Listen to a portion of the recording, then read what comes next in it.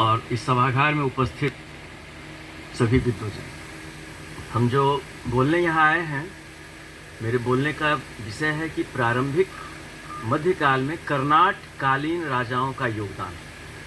अभी कर्नाट राजवंश की चर्चा करके गए हैं मिथिलेश जी। बीजे चौधरी सर ने पहले कहा कि अन्वेषण कार्य हुआ था के.पी. जायसवाल शोध संस्थान के द्वारा, उसमें हमने दरभंगा और मधुबनी जिले का किया था। 2006 में जो कार्य हमने शुरू किया था वो अनवरत जारी है और जारी रहेगी। इसके पीछे कारण ये है कि हमेशा कहीं न कहीं कोई न कोई मूर्ति मिल जाती है, पाषाण प्रतिमाएं होती हैं, वह एक स्रोत है। अब हम स्लाइड्स के माध्यम से तमाम चीज़ों के बारे में बताएंगे। मेरे कहने का मूल भाव ये है कि जितने काले पत्थर की प्रतिमाएं, चाहे वो गंगा के उत्तर में मिलती रही हैं, गंगा के दक्षिण में मिलती रही हैं, तमाम मूर्तियों को पाल काल से स्वीकार किया जाता है कि पाल प्रतिमा है, काले पत्थर की प्रतिमा है तो पाल की है, जबकि ऐसी बात नहीं है। आवाज़ ऊंची कर सकते हैं तो कीजिए। बिल्कुल। हर एक राजवंश के समय में, जैसे अभी विजय सर ने कहा था कि पाण में प्रतिमा नहीं मिली है, यज्ञ वेदी मिली है, स्वरूप परिवर्तित होता रहा है हमारे उपासना पद्धति का। पहले हम पिंडी पूजा करते थे, आज भी पिंडी पूजा होती है, भगवती आज भी पिंड रूप में विराजमान होती है, मूर्ति है, तस्वीर है, तमाम चीज़ें हैं। तो अब हम अपने स्लाइड्स के माध्यम से हम कंटिन्यू करते हैं अपनी बातों को। और मेरे कहने का मूल भाव ये है कि कर्नाट शासकों ने काम किया, लेकिन वह पालों से अलग है। जब हम सेंचुरी की बात करते हैं, शताब्दियों की बात करते हैं, तो शताब्दी की बात करने में 8वीं शताब्दी, 9वीं शताब्दी, 10वीं शताब्दी और 11वीं शताब्दी में नान्यदेव कर्नाट वंश की स्थापना सिमरौनगढ़ में करते हैं, जिसके अंतिम शासक हरिश्चंद्र देव थे, जिनकी चर्चा भी मिथिलेश करके गए हैं। तो पॉलिटिकल हिस्ट्री पे नहीं जाना है, कला पे क्या है उसके बारे में हम बात कर रहे हैं।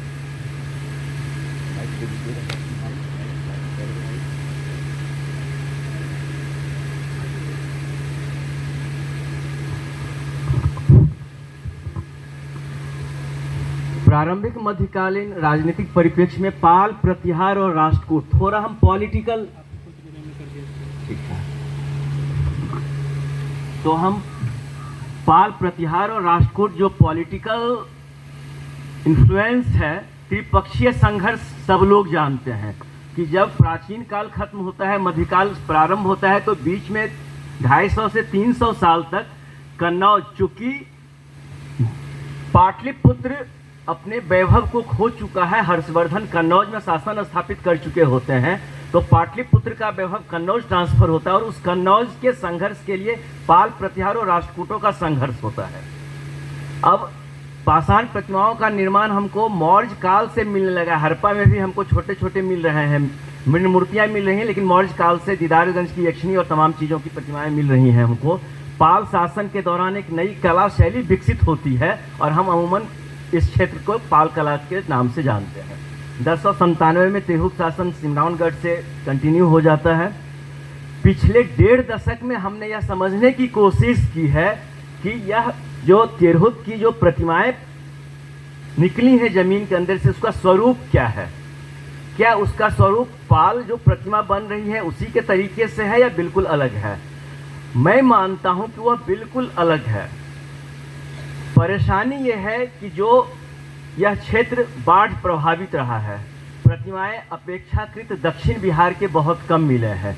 जो प्रतिमाएं मिलते हैं हम मंदिर बना करके उसको पूजा करने में लगा देते हैं, वह सोसाइटी और उसके एकेडमिक फील्ड में वह नहीं आ पाता है। सबसे पहला काम इस क्षेत्र में 1978 और 79 में विजयकांत मिश्र ने किया था। कल्चर हेरिटेज ऑफ मिथिला और मिथिला आर्ट एंड आर्किटेक्चर के नाम से 2 किताब का प्रकाशन हुआ था।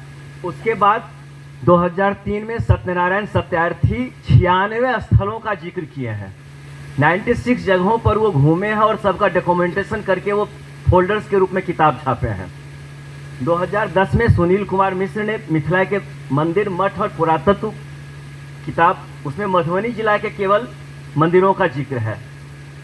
परेशानी क्या हुई है इन दोनों पुस्तकों में, चर्चा दरभंगा, मधुबनी और थोड़े बहुत समस्तीपुर का है, लेकिन मिथिला के रूप में हम इसको बताने की कोशिश करते हैं कि मिथिला, जबकि मिथिला की पेरिफेरी काफ़ी लंबी चौड़ी है। जीडी कॉलेज बेगूसराय में शैलेश कुमार सिन्हा के अंदर में 2 PhD हुए थे मूर्तियों के क्षेत्र में।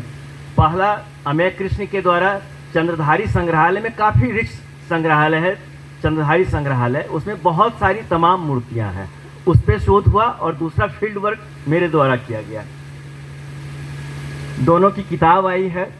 अब 2017 में जब किताब आ गई थी तो 2017 में professor Rob Linrothe, Northwestern University Chicago, art historian है, वो आए और उनके साथ हमारा 1 सप्ताह का फील्ड विजिट हुआ है दरभंगा, मधुबनी, समस्तीपुर और बेगूसराय, चारों जिला में। उन्होंने भी यह कहा कि यहाँ की जो कला है वह स्थानीय कला है और उस पर काम होने की आवश्यकता है। अब इसके पहले स्टेला कैम्ब्रिज का बहुत ज़बरदस्त काम हुआ है, उन्होंने कोई चर्चा नहीं की है उत्तर बिहार के प्रतिमाओं पर। दूसरा नाम है सुसान एल हटिंगटन, इन्होंने काम किया है, इन्होंने भोजपुर के दुर्गा मूर्ति का अभिलेख की जानकारी उन्होंने दी है, केवल एक मूर्ति की जानकारी वो दे रहे हैं मिथिला में, उसकी चर्चा हम आगे करेंगे। रमानाथ मिश्र है, रमानाथ मिश्र कह रहे हैं कि बिहार बंगाल की जो कला है उस पर काम करने की आवश्यकता है, जिसका पूर्वी शैली बंगाल की कला को, बिहार की कला को, सबकी कला को मिलाकर के पूर्वी शैली का नाम दिया गया है।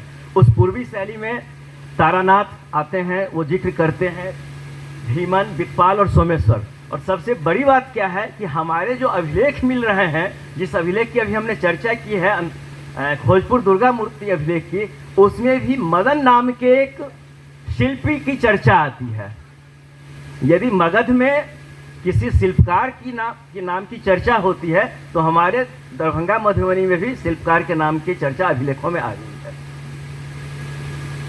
यही भोजपुर दुर्गा मूर्ति अभिलेख है। बिहार रिसर्च सोसाइटी पटना के किताब में डीसी सरकार ने अपने एक लेख सम इंस्क्रिप्शन फ्रॉम बिहार में date of the Bhojpur Durga image के अंतर्गत भोजपुर के बारे में बड़ा डिटेल इन्फॉर्मेशन दिया है इन्होंने। अब उसी मूर्ति पर फिर काम किया है भोगेंद्र झा है, भारतीय कला भवन में थे वाराणसी में। उन्होंने कहा कि 2012 में उन्होंने पढ़ा और उन्होंने कहा कि वह सूर्य मूर्ति, हम सूर्य मूर्ति को भी दिखाएंगे कि वह कौन सी सूर्य मूर्ति है, और वह दुर्गा मूर्ति में वह अभिलेख उसको उत्कीर्ण कर दिया गया। सूर्य मूर्ति में जो उत्कीर्ण करना चाहिए था अभिलेख को, वह दुर्गा मूर्ति में उत्कीर्ण हो गया है, उसकी चर्चा हम आगे कर रहे हैं। कोर्थू अभिलेख, अब अभिलेख बहुत महत्वपूर्ण स्रोत होता है। पाल शासन के जो अभिलेख हैं उनकी भाषा अलग है, मिथिला में जो अभिलेख मिल रहे हैं उनकी भाषा अलग है। मिथिला में जो अभिलेख मिल रहे हैं उसमें पाल शासकों का जिक्र नहीं है, मिथिला में जो अभिलेख मिल रहे हैं उसमें राष्ट्रकूट शासकों का जिक्र है, चेदी वंश के शासकों का जिक्र है। तो हम कैसे कह दें कि यहाँ पालों का शासन रहा है? तो हम एक चुनौती देने की कोशिश कर रहे हैं कि यहाँ पाल नहीं थे, यदि कहीं थे, क्योंकि 4 अभिलेख हमको पालों के मिल रहे हैं, नौलागढ़, बेगूसराय, इमादपुर, हाजीपुर, बनगांव, ये तीनों सीमांत इलाके मिल रहे हैं हमारे। तो हमारे केंद्रीय जो हमारा मिथिला है उसमें कहीं से भी हमारे पालों के अभिलेख हमको नहीं दिखे हैं अभी तक। कोर्थू अभिलेख है जिसकी भाषा संस्कृत है और लिपि तिरहुता है, शासन का एक प्रमाण है। बुद्ध मूर्ति अभिलेख है। चेदीय वंशीय काका पद्म पादा श्री देह लगता, क्योंकि हमारे आलेख में उसकी विस्तार से चर्चा, इसलिए इस पर चर्चा नहीं करेंगे। सहोदरा अभिलेख चंपारण का इलाका है, सहोदरा स्थान है, उसमें यह अभिलेख है। अब इस अभिलेख में कहता है कि यह पहला अभिलेखीय प्रमाण माना जाता है तिरहुता का, चंपारण में। अब हम उसको तिरहुत में स्वीकार करें, मिथिला में स्वीकार करें, वह एक अलग मामला है। वहाँ से हमको अभिलेख मिल रहा है। पंचोब ताम्रपत्र है, वह उत्तर गुप्त शासकों का है। अंधरा ठारी में हमको नान्यदेव का मिल रहा है और भीट भगवानपुर में कर्नाट डायनेस्टी का मिल रहा है। पालों का हमको नहीं मिल रहा है। कर्नाट शासकों के संबंध में ये देवपारा मथाई अभिलेख स्टेला पे, हाँ, अब स्टेला की बात हम करते हैं मूर्ति पे।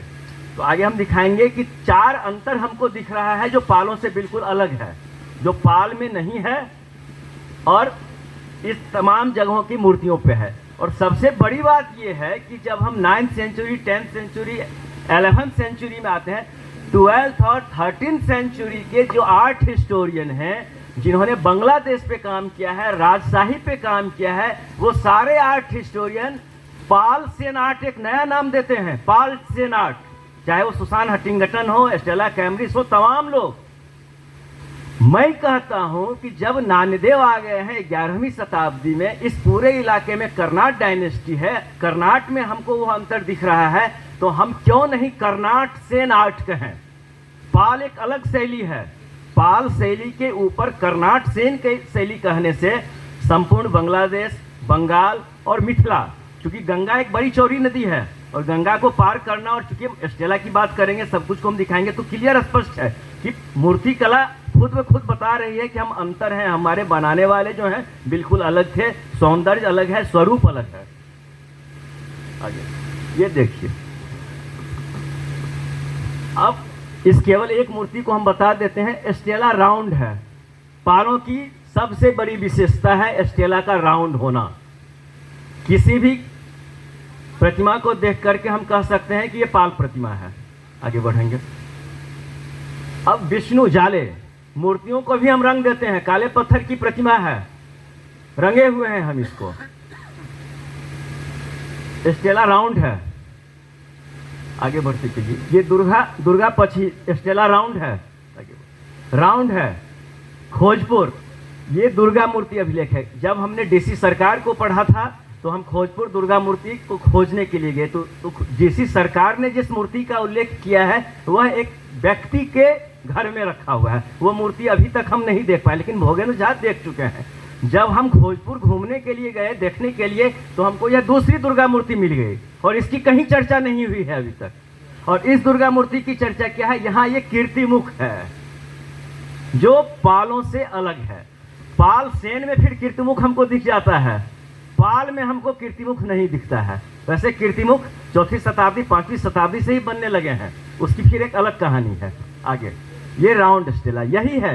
ये सूर्य रक्षपेरी गांव, रक्षपेरी गांव जिसी सरकार ने पढ़ा है अपने अभिलेख में, रक्षपेरी गांव नहीं है, रखवारी गांव है। और वह रखवारी गांव में सूर्य, रखवारी यही है, सूर्य की प्रतिमा है।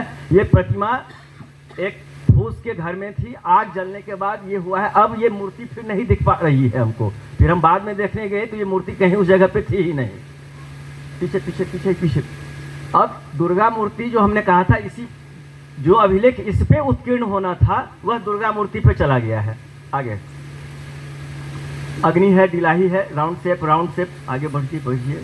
शेष साई विष्णु, कुछ मूर्तियां ऐसी हैं जो बिल्कुल हिंदू मैथोलॉजी से रिलेटेड है, दक्षिण भारतीय प्रभाव आपको दिख जाएगा। आगे बढ़ते चलिए, विष्णु सलेमपुर। आगे बढ़ते चलिए चंपारण, विष्णु रथौस। आगे बढ़ते चलिए। हाँ, अब गणेश की प्रतिमा, साजिन बिडोज एक आर्ट हिस्टोरियन है, वो इस गणेश की प्रतिमा को राजशाही और बांग्लादेश के तमाम प्रतिमाओं को देख करके 12वीं और 13वीं शताब्दी का पाल सेन आर्ट मान देते हैं। हम कैसे मान लें पाल सेन आर्ट, हम तो कर्नाट आर्ट इसको मानेंगे। सेन का शासन यहाँ कब हुआ, कितने समय के लिए हुआ, वह एक अलग मामला है। प्रतिमा बतला रही है कि हमारे बनाने का अलग फीचर है। आगे अब फल की आकृति है। विद्यानाथ झा सर बैठे हुए हैं, कई बार हमने चर्चा की है कि सर फल बहुत सारे प्रतिमाओं में आ रहा है, इस पर भी हमको एक अलग से काम करने की आवश्यकता है। बोलते हैं समय आएगा तो काम होगा। आगे बढ़िए, बढ़ते चलिए। हाँ, अब राजनगर, एक मिनट, राजनगर बड़ा इंपॉर्टेंट साइड है पीछे वाले में। अब ये हरिहर की प्रतिमा है, ये लेट है, ये 9वीं 10वीं 11वीं की नहीं, उसके बाद की प्रतिमा है, हरिहर की प्रतिमा है। आगे बढ़ते चलिए तो हम अब ये देखिए कीर्तिमुख। कीर्तिमुख में भी 4 चीज, गज ब्याल, कीर्तिमुख, ये क्राउन, ये सब अंतर दिखता है। और यही तमाम 4 चीजों के अंतर को हमने दिखाने का प्रयास किया है। आगे बढ़ते चलिए, विष्णु घनश्यामपुर, अकौर। बढ़ते चलिए। एक मिनट पीछे आइए। अब ये 100 सर्प है, 100 सर्प का फन है, विष्णु है, मंदिरों में है। संतनगर और सब ये सब पिछले 15-20 साल में जो प्रतिमाएं निकली है हमने अधिकतम उन्हीं को डालने की कोशिश किया। भीट भगवानपुर आगे बढ़िए, विष्णु हावेडी। देखिए कीर्तिमुख के स्टाइल को, हर एक का कीर्तिमुख के स्टाइल में भी परिवर्तन है। कीर्तिमुख कहीं बड़ा है कहीं छोटा है, लेकिन कीर्तिमुख है। हाँ, अब हम आ रहे हैं, हाँ बढ़ते चलिए, बढ़िए बस बढ़ते चलिए। हाँ कीर्तिमुख, बस अभिलेख पर आ जाते हैं बस को। हाँ अंधराठारी अभिलेख, ये पूरा अंधराठारी का ये है, मंदिर का सीन है गर्भगृह का। और ये अभिलेख है जिसमें नानदेव को जेता कहा जाता है। नानदेव के नाम का जिक्र है इसमें, कर्नाट वंश। विष्णु अभिलेख, ओम श्री मल्ल देवस यहाँ स्पष्ट लिखा हुआ है।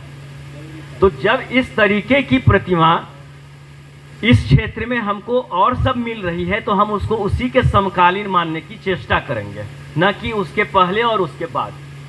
बेनवाड़ा का ये वराह अवतार है, अभिलेख है। बुद्ध मूर्ति अभिलेख कोरथू का है। सहोदरा पश्चिमी, इसी की चर्चा हमने की है, सहोदरा अभिलेख चंपारण।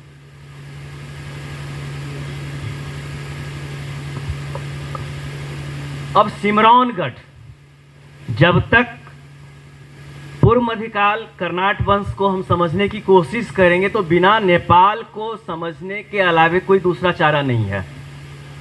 सिमरौनगढ़ तिरहुत का जो इलाका है कर्नाट वंश की डायनेस्टी थी। अब वहाँ की कुछ प्रतिमाएं हैं और उन प्रतिमाओं के आधार पर भी हम इन तमाम इलाकों के प्रतिमाओं को देख सकते हैं। कीर्तिमुख, वहाँ के कीर्तिमुख चूँकि वो राज सेंटर रहा है तो वहाँ कीर्तिमुख एकदम स्पष्ट दिखता है, सारे अंतर स्पष्ट दिख जाते हैं।